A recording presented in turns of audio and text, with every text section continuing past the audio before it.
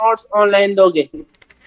नहीं नहीं, ये आप ज्योति मैम से बात कर लें, ठीक है? ज्योति मैम का नंबर है आपके पास? Yes ma'am. ग्रुप में होगा, है ना? ग्रुप में, आप जिस ग्रुप में है ना, आपका बैच का ग्रुप बना हुआ है, उस ग्रुप में ज्योति मैम का नंबर होगा। और ये कुछ भी लिखना नहीं है, ये सब प्रिंटेड नोट्स हैं। ज्योति मैम से बात कर लें कि नोट्स हमको कैसे मिलेंगे, she will explain. Okay. Okay ma'am. Hmm. कुछ भी नहीं लिखना है, सब कुछ लिखा हुआ मिलेगा। It is a printed content. जहां पे लिखना होगा मैं खुद से आपको बोलूंगी कि अब ये चीज आप नोट कर लीजिए, जब तक मैं नहीं बोल रही हूं तब तक ये सब प्रिंटेड कंटेंट है।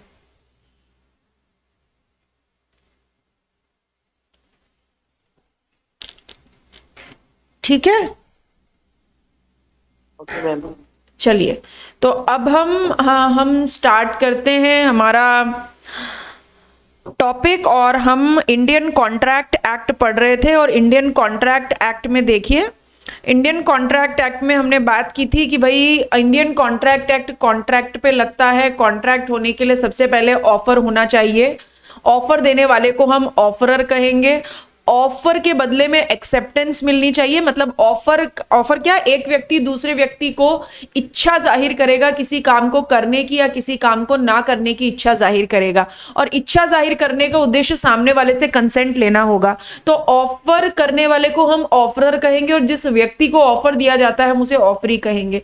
ऑफर के बदले में ऑफरी अपनी एक्सेप्टेंस देगा। जैसे ही ऑफर को एक्सेप्टेंस मिली वो बन जाएगा promise.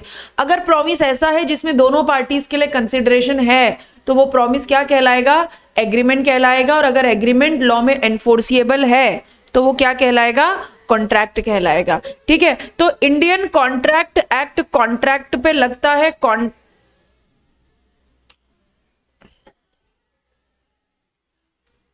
Indian contract act contract पे लगता है। ठीक है, और हमने बात की कि हर जो प्रॉमिस है जिसमें हर ऑफर जो है वो प्रॉमिस नहीं बनता, केवल वही ऑफर प्रॉमिस बनता है जिस ऑफर को एक्सेप्टेंस मिल जाए। और क्या हर प्रॉमिस एग्रीमेंट होगा? नहीं, केवल प्रॉमिस, वो प्रॉमिस एग्रीमेंट होगा जिस प्रॉमिस के साथ कंसिडरेशन इन्वॉल्व है। ठीक है, उसके बाद हमने बात की थी, हम सेक्शंस के बारे में हमने बात की थी, और ये मैंने आपको अलग अलग बताए भी थे। ठीक है, सेक्शन में आपको भी रिवाइज करवा रही हूं। 2A आपका ऑफर, 2B आपका promise, 2C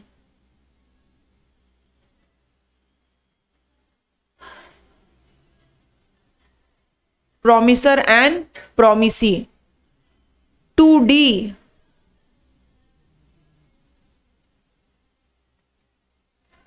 consideration, 2E agreement, and 2H contract. ये ठीक है, ये पर्टिकुलर सेक्शंस आप ध्यान भी रखेंगे क्योंकि इन पर्टिकुलर सेक्शंस के ऊपर एग्जाम में क्वेश्चन पूछे जाते हैं। वैसे सेक्शन बेस्ड क्वेश्चन ज्यादा नहीं होते, बट कुछ पर्टिकुलर सेक्शंस एग्जाम में पूछे जाते हैं, जिनमें से ये भी एक है। ठीक है, उसके बाद हम क्लास में, हमने लास्ट क्लास में टॉपिक स्टार्ट किया था essentials of valid contract. Valid contract मतलब एक ऐसा कॉन्ट्रैक्ट जो कि लॉ में एनफोर्सिएबल हो, और अगर कॉन्ट्रैक्ट लॉ में एनफोर्सिएबल है तो हम उसे वैलिड कॉन्ट्रैक्ट कहेंगे। और किसी भी कॉन्ट्रैक्ट को वैलिड कॉन्ट्रैक्ट होने के लिए क्या क्या शर्तें पूरी होनी चाहिए, क्या क्या बातें जो हैं वो वैलिड कॉन्ट्रैक्ट में पूरी होनी चाहिए। ठीक है, तो सबसे पहली बात, वैलिड कॉन्ट्रैक्ट के लिए क्या चाहिए? वैलिड कॉन्ट्रैक्ट के लिए चाहिए कम से कम दो पार्टीज, है ना? कम से कम दो पार्टीज होनी चाहिए किसी भी वैलिड कॉन्ट्रैक्ट में। दो पार्टीज कौन? एक ऑफर देने वाला, एक ऑफर लेने वाला, यानी one must be offeror and the other one must be the offeree. ये दो पार्टीज किसी भी कॉन्ट्रैक्ट में होनी ही चाहिए। ठीक है, नाउ पार्टीज, दो पार्टीज होंगी और दोनों पार्टीज के बीच में जो इंटेंशन है वो क्या होगा, लीगल रिलेशनशिप क्रिएट करने का इंटेंशन होना चाहिए। याद है हमने बेल्फोर वर्सेस बेल्फोर का केस पढ़ा था, मैंने आपको डायमंड रिंग, मम्मी और पापा के बीच में डायमंड रिंग के वादे का एग्जाम्पल भी दिया था कि सोशल और डोमेस्टिक एग्रीमेंट जो है वो लॉ में एनफोर्सिएबल नहीं होते, क्योंकि सोशल और डोमेस्टिक एग्रीमेंट के बीच में लीगल रिलेशनशिप क्रिएट करने का इंटेंशन नहीं होता। तो किसी भी कॉन्ट्रैक्ट को वैलिड कॉन्ट्रैक्ट कहने के लिए क्या चाहिए, दोनों पार्टीज के बीच में लीगल रिलेशनशिप क्रिएट करने का इंटेंशन होना चाहिए। मतलब दोनों पार्टीज को पहले से ये दिमाग में होना चाहिए कि अगर सामने वाली पार्टी ने वादा पूरा न किया तो हम इसके ऊपर कोर्ट में केस कर सकते हैं।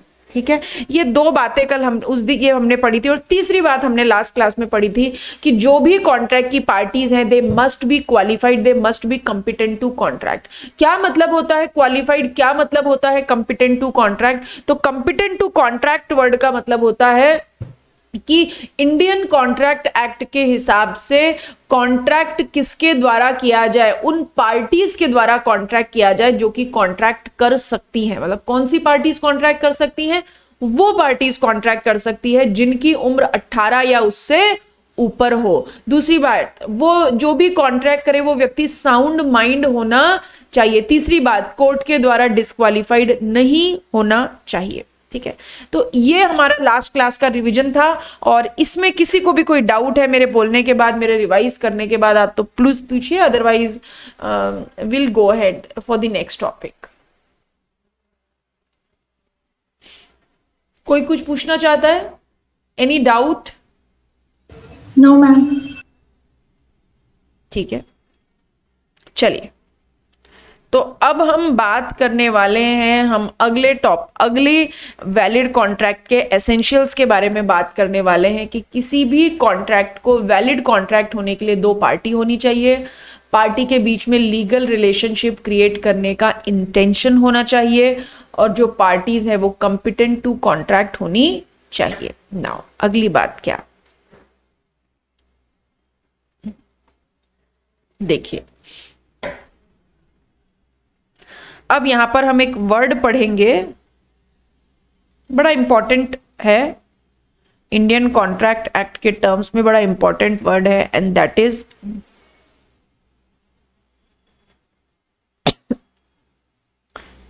Pre consent. है ना, बड़ा इंपॉर्टेंट वर्ड है प्री कंसेंट। यहां पे फ्री का मतलब वो फ्री नहीं, जैसे फ्री में सामान ले आए, फ्री में चॉकलेट मिल गई, फ्री का मतलब ऐसा नहीं बिना पैसे के, नहीं, यहां पे फ्री का मतलब ये नहीं है। यहां पर फ्री का मतलब क्या है, means parties entering into a contract. Parties जो कि कॉन्ट्रैक्ट में एंटर कर रही है, कौन सी पार्टीज कॉन्ट्रैक्ट में एंटर करती है, एक तो होता है ऑफरर और दूसरा होता है offeree.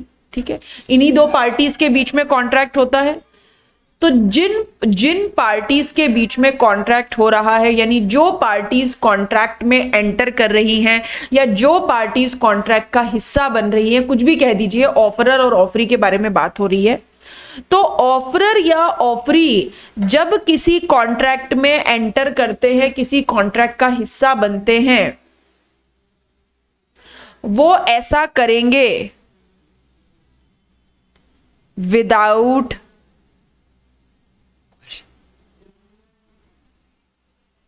Without any कोerसन,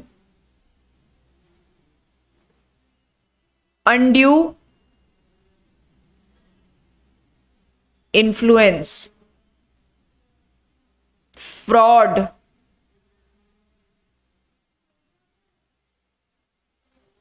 miss representation,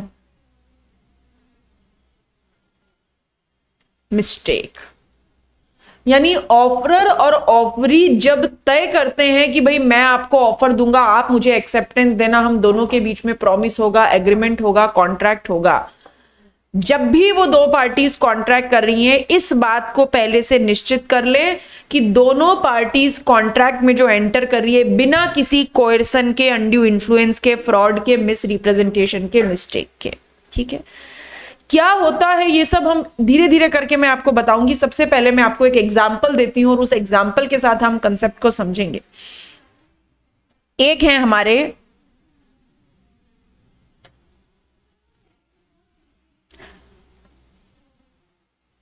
doctor Kapoor. ठीक है, और ये डॉक्टर कपूर कौन है?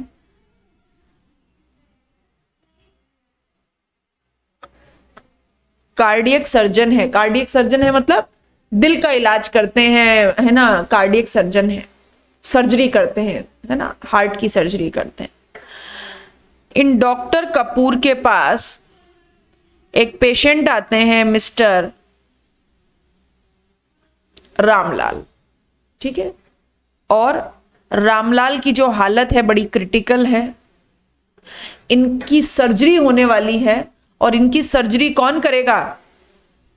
डॉक्टर कपूर। डॉक्टर कपूर इनकी सर्जरी करेंगे।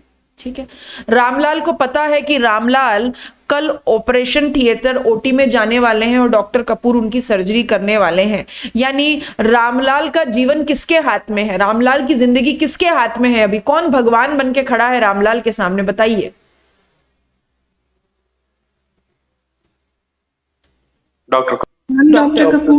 डॉक्टर कपूर खड़े हैं। मतलब रामलाल बचेंगे या ऊपर जाएंगे, ये डॉक्टर कपूर के हाथ में है।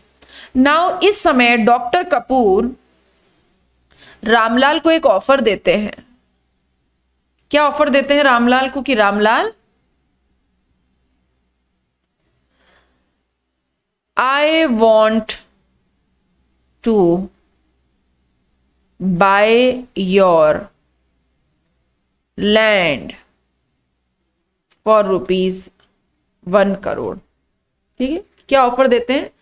कि रामलाल, बाकी रामलाल, मैं जो तुम्हारी जमीन है ना रामलाल, मैं तुम्हारी जमीन को 1 करोड़ रुपए में खरीदना चाहता हूं।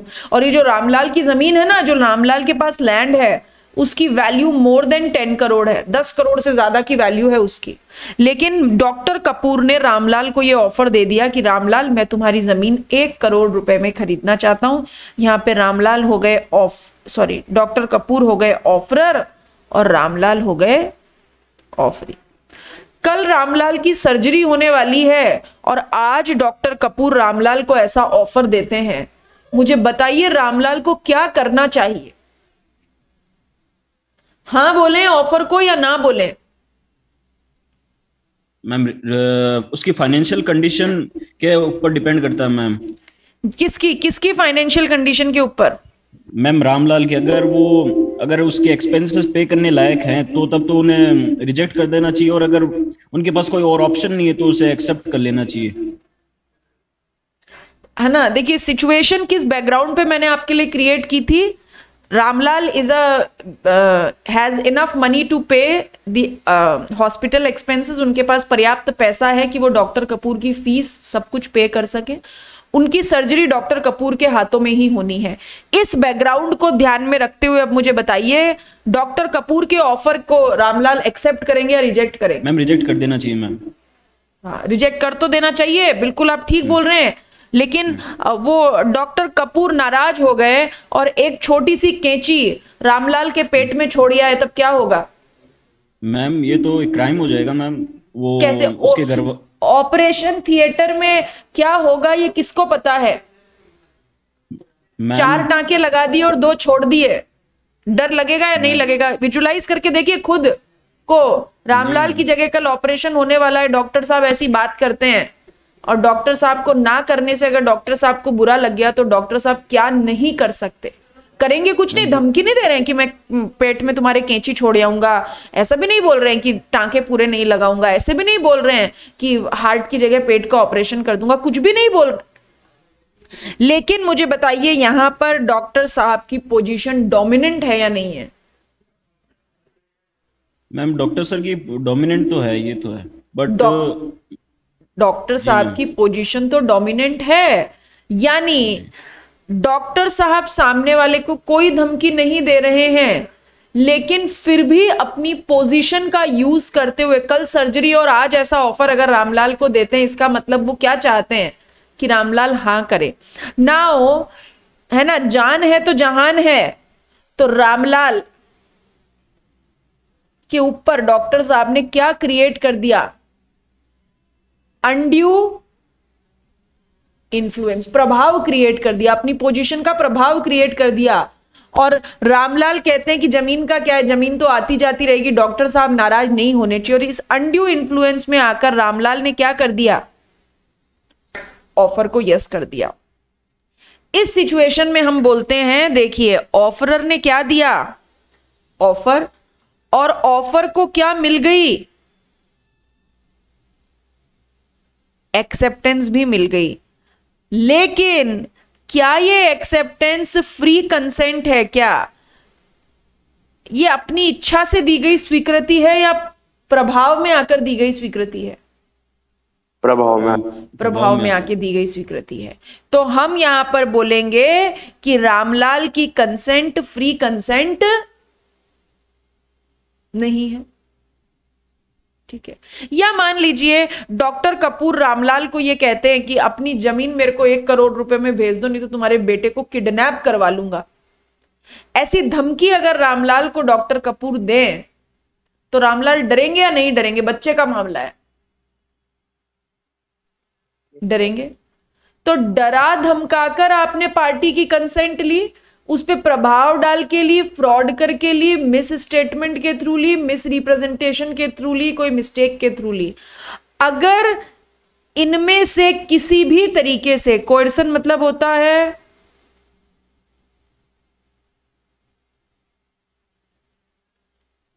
डराना धमकाना, अनड्यू इन्फ्लुएंस का मतलब होता है प्रभाव, फ्रॉड का मतलब होता है धोखा, मिस रिप्रेजेंटेशन का मतलब भी होता है धोखा। लेकिन मिस रिप्रेजेंटेशन वाला धोखा अनजाने में होता है और फ्रॉड वाला धोखा जानबूझकर होता है या मिस्टेक। अगर इनमें से किसी भी तरीके से अगर कंसेंट ली गई, कोerसन से, अनड्यू इन्फ्लुएंस से, मिस्टेक से, मिस रिप्रेजेंटेशन से, फ्रॉड से, तो हम बोलेंगे कि फिर वो फ्री कंसेंट नहीं है। और अगर किसी कॉन्ट्रैक्ट में फ्री कंसेंट ना हो तो फिर वो वैलिड कॉन्ट्रैक्ट नहीं होता। फिर वो क्या नहीं होता? वो वैलिड कॉन्ट्रैक्ट नहीं होता। ये बात समझ में आ गई क्या सबको? कोई डाउट है तो बोलिए, कोई कंफ्यूजन हो रहा है तो प्लीज आस्क।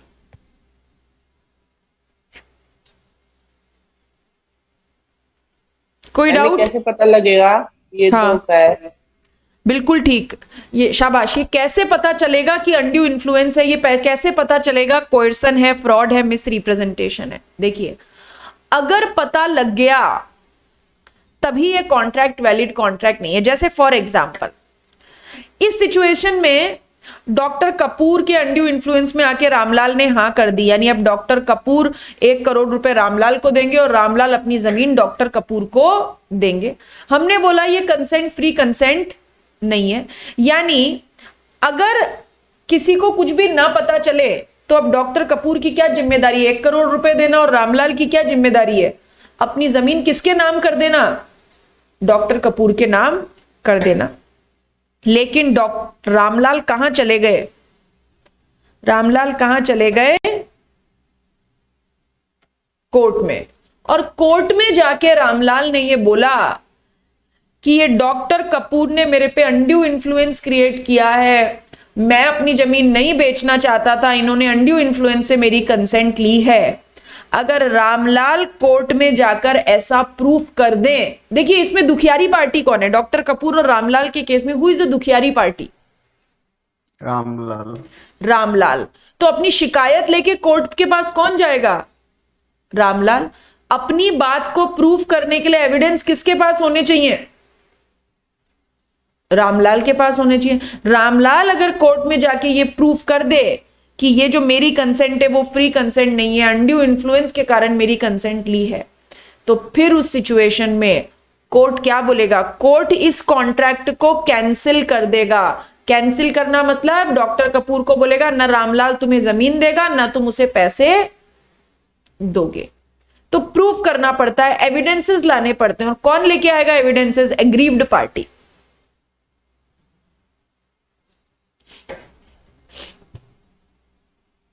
क्लियर है क्या? कुछ और डाउट है, कुछ और कंफ्यूजन है तो बोलो। No ma'am. चलिए तो देखिए क्या लिखा है, पॉइंट में पढ़ लेते हैं क्या लिखा है। क्या लिखा है? The consent of parties, parties का मतलब यहां पर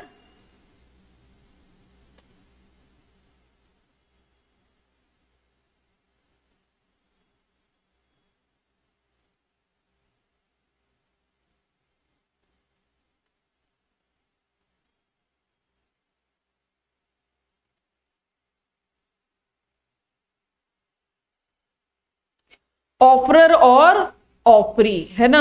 the consent of the parties to the contract must be free. Free तो कोई भी पार्टीज की कंसेंट फ्री कब कही जाएगी? जब वो consent not caused by, not cause मतलब वो कंसेंट आपने किससे ना ली हो? कोयर्सन से ना ली हो। कोयर्सन मतलब डराना धमकाना। कोयर्सन का मतलब डराना धमकाना। कोयर्सन से ना ली हो, अनड्यू इन्फ्लुएंस से ना ली हो, फ्रॉड, मिस रिप्रेजेंटेशन और मिस्टेक से ना ली हो। अगर coercion, undue influence, fraud, misrepresentation, mistake से आप अगर कंसेंट लेते हैं तो फिर वो फ्री कंसेंट नहीं होगी। और कॉन्ट्रैक्ट को वैलिडेट करने के लिए कैसी कंसेंट चाहिए? फ्री कंसेंट चाहिए। बात समझ में आई क्या? जैसे दूसरा एग्जाम्पल मान लीजिए, शाहरुख खान को सब जानते हैं, सब जानते हैं क्या SRK को? जानते हैं नहीं जानते हैं भाई? मान लेते हैं सब जानते हैं। तो SRK के बेटे अब्राम है ना, और ये जो मिस्टर बिट्टू हैं, बिट्टू ने SRK को क्या दी? धमकी। ठीक है, sell Mannat to me in ₹50 crores, otherwise I will kidnap your son. Bittu ने SRK को क्या धमकी दी कि तुम्हारी मन्नत मुझको 5 करोड़ रुपए, मन्नत जो SRK का बंगला है, मुझे 5 करोड़ रुपए में बेच दो, सॉरी 50 करोड़ रुपए में बेच दो, नहीं तो मैं तुम्हारे बेटे को अब्राम को किडनैप कर लूंगा। यहां पर बिट्टू जो है वो SRK को क्या दे रहे हैं?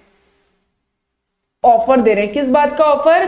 कि मैं तुम्हारा जो मन्नत बंगला है वो 50 करोड़ रुपए में खरीदना चाहता हूं, और अगर तुमने हाँ ना की तो मैं तुम्हारे बेटे को किडनैप कर लूंगा। अब SRK क्या करेंगे? डर जाएंगे ना, कोयर्सन है, किसी ने डराया धमकाया, वो क्या करेंगे? अपना मन्नत अपने बेटे अब्राम के लिए 50 करोड़ रुपए में बेच देंगे। यानी SRK बिट्टू को देंगे 50 करोड़ मन्नत, और बिट्टू SRK को क्या देंगे? 50 करोड़। यहां पर बिट्टू और SRK दोनों कॉन्ट्रैक्ट की पार्टीज हैं, लेकिन कॉन्ट्रैक्ट में एंटर होने के लिए कंसेंट फ्री नहीं है। SRK के साथ क्या हुआ? कोयर्सन है ना। बिट्टू ने क्या किया? SRK को डराया धमकाया और अपने ऑफर पे उनसे कंसेंट ले ली। डाउट पूछिए, बात क्या समझ में नहीं आई, क्या कंफ्यूजन हो रहा है, पूछिए।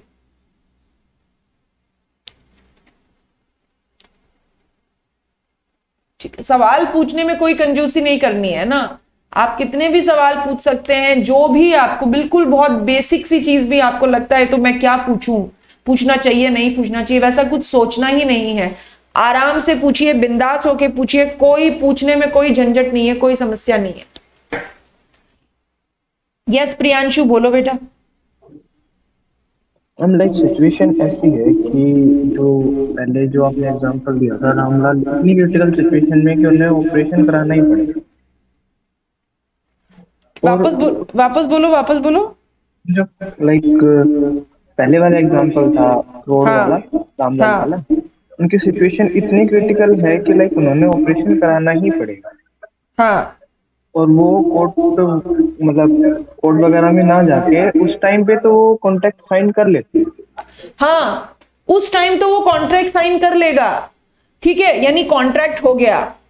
अब कॉन्ट्रैक्ट वैलिड है। देखिए, अगर मान लीजिए, आप बिल्कुल ठीक बोल रहे हैं, रामलाल की हालत इतनी क्रिटिकल है, उनके पास कोई चॉइस ही नहीं, उन्होंने कॉन्ट्रैक्ट साइन कर दिया, यानी डॉक्टर कपूर और रामलाल के बीच में कॉन्ट्रैक्ट हो गया कि भाई डॉक्टर कपूर रामलाल को पैसे देंगे और रामलाल अपनी जमीन डॉक्टर कपूर को देंगे, है ना। यही परफॉर्मेंस होगी ना कॉन्ट्रैक्ट का, यही वादा दोनों को अपने अपने एंड पे पूरा करना है, है ना।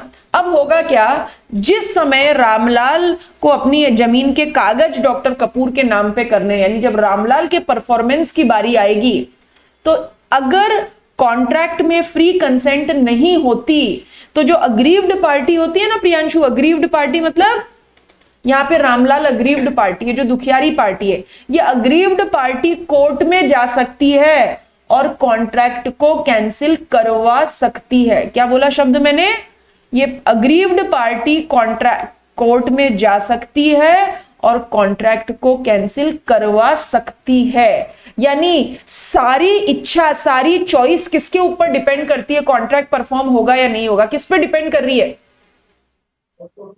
रामलाल पे। रामलाल पे। अगर रामलाल कॉन्ट्रैक्ट को कैंसिल करवाना चाहें तो करवा सकते हैं। इसीलिए पता है लॉ के टर्म में यह बोला जाता है, if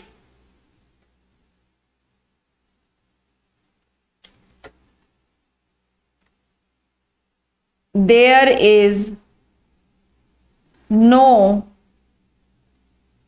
free consent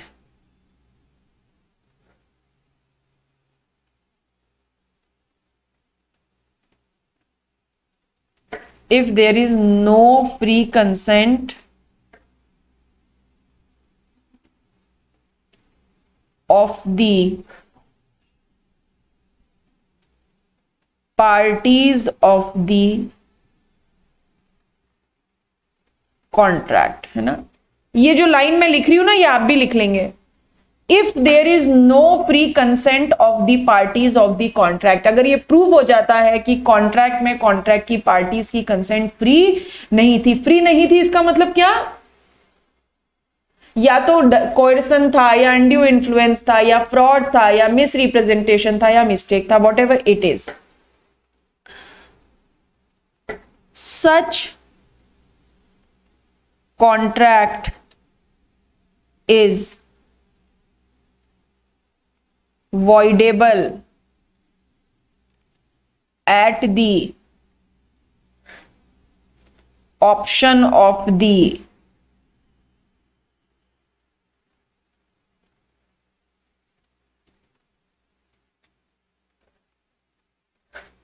contract is voidable।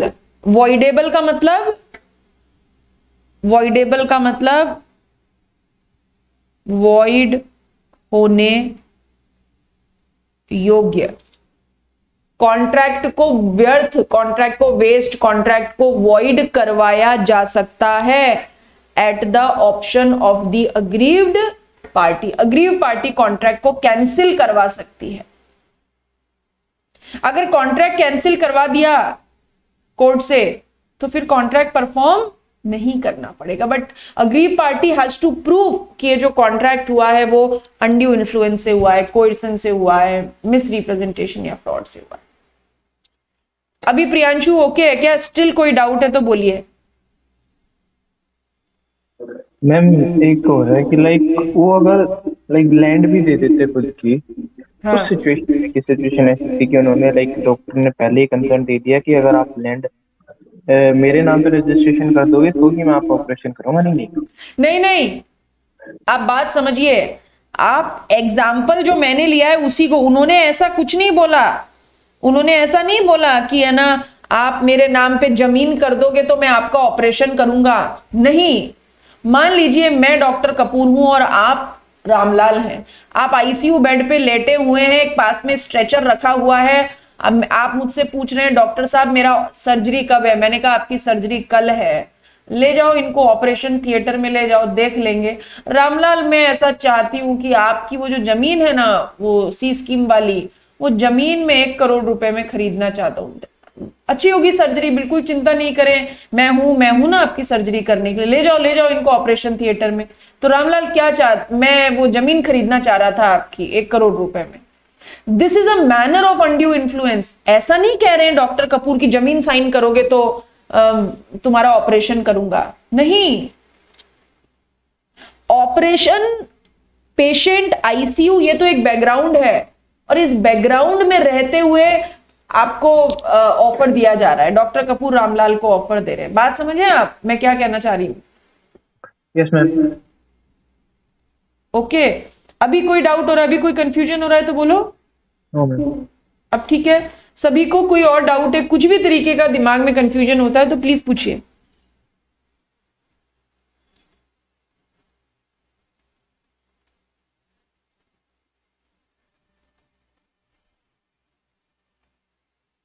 चलिए अगली बात,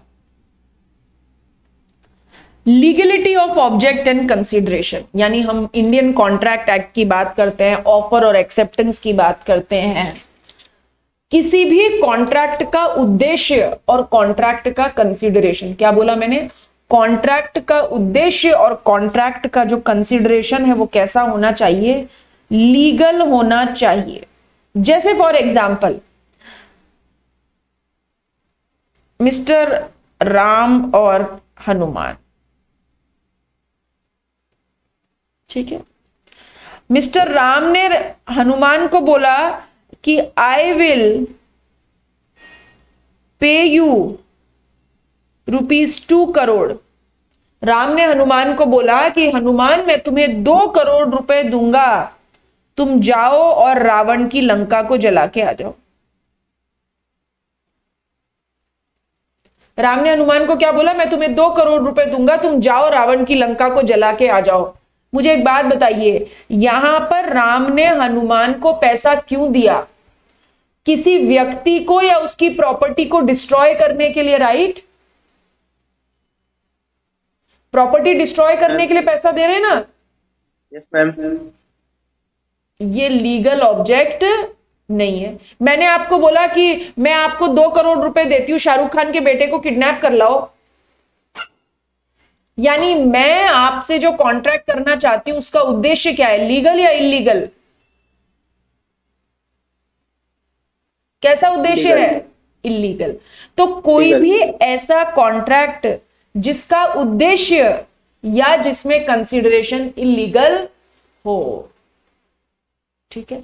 मैंने तुम्हें मैंने बोला कि मैं आपको लॉ पढ़ाऊंगी, आपको ये मकान नंबर 420 में जाके चोरी करनी है, मैं आपको पढ़ाऊंगी, ये तो लीगल उद्देश्य है, लेकिन बदले में जो मैं आपको उससे कंसिडरेशन मांग रही हूं, मैं आपको क्या बोल रही हूं? मैं आपको पढ़ाऊंगी, बदले में आप क्या करो? मकान नंबर 420 में जाके चोरी करके आ जाओ। तो जो कंसिडरेशन मैं आपसे मांग रही हूं वो कैसा है? लीगल या इलीगल? कैसा है? इलीगल। इलीगल। मैं मेरे काम के बदले में आपसे चोरी करवाना चाहती हूं? नो। तो बोला कि किसी भी ऑब्जेक्ट में, किसी भी अग्रीमेंट में जो कंसिडरेशन है और जो कॉन्ट्रैक्ट का उद्देश्य है वो कैसा होना चाहिए? लॉफुल होना चाहिए। और अगर कॉन्ट्रैक्ट का उद्देश्य एंड कंसिडरेशन लॉफुल नहीं है तो वो कॉन्ट्रैक्ट ही कैसा माना जाएगा? वॉइड। वॉइड मतलब वेस्ट। वॉइड मतलब समझते हैं? नल एंड वॉइड, जिसका कोई एग्जिस्टेंस ही ना हो। वॉइड मतलब खत्म। ओके, क्या बात समझ में आई क्या? Now the consideration of and object of an agreement is lawful, is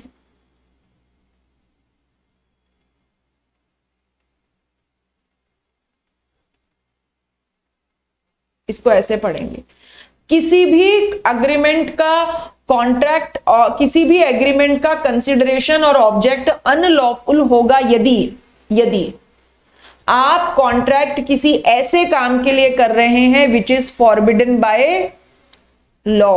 which is forbidden by law मतलब कानून ने किसी काम को करने के लिए मना किया हुआ है और वही काम आप करने के लिए पैसा दे रहे हैं। जैसे फॉर एग्जाम्पल राजस्थान में 18 साल से कम उम्र के व्यक्तियों को गुटखा बेचना बैन है, प्रोहिबिटेड है। सुना है आपने, देखा है कभी लिखा हुआ? 18 साल से कम उम्र के लोगों को गुटखा बेचना प्रोहिबिटेड है, ठीक है। और अब क्या कर रहे हो आप क्या करते हो? से फॉर एग्जाम्पल एक मिस्टर राम है, वो sell of gutkha for ₹1 lakh to Amit, और अमित की उम्र है 16 साल। राम ने अमित को गुटखा बेचने का अग्रीमेंट किया और जिसके बदले में अमित से उन्होंने क्या लिया? 1 लाख रुपए। मुझे बताइए यहां पर इस कॉन्ट्रैक्ट का उद्देश्य एक ऐसा काम करना है ना which is forbidden by law, जो कानून ने मना किया है, वही काम आप कर रहे हो या नहीं कर रहे हो? तो ये अगर ऐसा काम आप करते हो जो कि कानून ने करने से मना किया है, फिर भी वही काम आप करने का कॉन्ट्रैक्ट करते हो, तो बोलेंगे कॉन्ट्रैक्ट का उद्देश्य अनलॉफुल है, इसीलिए कॉन्ट्रैक्ट ही कैसा हो गया? अनलॉफुल। कोई भी काम आप ऐसा करते हो विच is against the provision of any law, जैसे गुजरात में लिकर बैन है, आप गुजरात में किसी को लिकर बेचने का कॉन्ट्रैक्ट कर लो which is against the provision of law, कानून के प्रोविजन के अगेंस्ट में अगर आप कॉन्ट्रैक्ट करते हो तो आप ऐसा कॉन्ट्रैक्ट कर रहे हो जिसका उद्देश्य क्या है? अनलॉफुल। अगर उद्देश्य अनलॉफुल है या कंसिडरेशन अनलॉफुल है तो फिर कॉन्ट्रैक्ट कैसा हो जाएगा? वॉइड। ये दोनों पॉइंट में कोई डाउट है तो बोलिए, दोनों पॉइंट में कोई डाउट है तो बोलिए। वॉइड मतलब? वॉइड मतलब वेस्ट, नल, खत्म, नो एग्जिस्टेंस। वॉइड मतलब ऐसे मानेंगे जैसे कि ये कॉन्ट्रैक्ट कभी हुआ ही नहीं। Okay,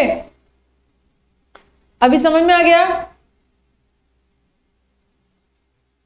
next one, fraudulent. मैं और आप मिलके ना एक अग्रीमेंट कर लेते हैं कि चलो एयू बैंक की हैकिंग करते हैं और जितना पैसा आएगा आधा तुम रख लेना, आधा हम रख लेंगे। हम एक ऐसा कॉन्ट्रैक्ट करने जा रहे हैं जिसका उद्देश्य ही क्या है? किसी से फ्रॉड करना। तो फिर ये कॉन्ट्रैक्ट ही कैसा हो जाएगा? वॉइड। या मैंने आपको बोला कि मैं आपको 2 लाख रुपए देती हूं, है ना, जाके सामने वाले शर्मा अंकल की खिड़कियों के कांच तोड़ आओ। मैं आपको पैसा क्यों दे रही हूं? किसी ऐसा काम करने के लिए जिससे किसी व्यक्ति को या उसकी प्रॉपर्टी को नुकसान होता है, तो ऐसा काम करने का कॉन्ट्रैक्ट अनलॉफुल होता है। या कोर्ट किसी काम को इमोरल बोले कि ना नहीं आलू टमाटर नहीं बेचेंगे, हम तो है ना इंसान बेचेंगे। बोले हम तो है ना चिंकू पिंकू के बेचेंगे, ह्यूमन ट्रैफिकिंग करेंगे।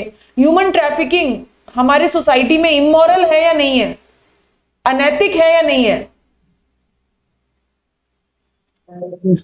अनैतिक है। तो कोई भी काम जिसे कोर्ट ने इमोरल माना हो तो हम बोलेंगे, अगर कोई आप ऐसा काम करने के लिए कॉन्ट्रैक्ट कर रहे हो जो कि लॉ में मना है, ठीक है, लॉ के प्रोविजन के अगेंस्ट है, फ्रॉड्यूलेंट है, किसी व्यक्ति को या उसकी प्रॉपर्टी को नुकसान पहुंचाने के लिए आप सामने वाले से एग्रीमेंट कर रहे हो, या फिर आप ऐसा काम करने के लिए एग्रीमेंट कर रहे हो जो कि कोर्ट के हिसाब से अनैतिक है, तो ऐसा कॉन्ट्रैक्ट हम कहेंगे इसका ऑब्जेक्ट भी अनलॉफुल और कंसीडरेशन भी अनलॉफुल। तो ये कॉन्ट्रैक्ट कैसे हो जाएंगे? ये कॉन्ट्रैक्ट हो जाएंगे अनलॉफुल, अनलॉफुल मतलब इलीगल, और इलीगल कॉन्ट्रैक्ट लॉ में कैसे माने जाते हैं? वॉइड। अनलॉफुल, किसी भी कॉन्ट्रैक्ट को, ध्यान से सुनिए, किसी भी कॉन्ट्रैक्ट को करने का उद्देश्य या उस एग्रीमेंट के बदले में मिला गया कंसिडरेशन अगर इनलॉफुल है तो पूरा का पूरा कॉन्ट्रैक्ट ही अनलॉफुल या इलीगल हो जाएगा, और वो कॉन्ट्रैक्ट कैसा मान लिया जाएगा? वॉइड। बात समझ में आ गई क्या? Yes ma'am. कोई डाउट है तो पूछ, पढ़ के देख लीजिए इसको। Legality of object and consideration को एक बार रीड करके देख लीजिए, और कोई डाउट है तो पूछिए।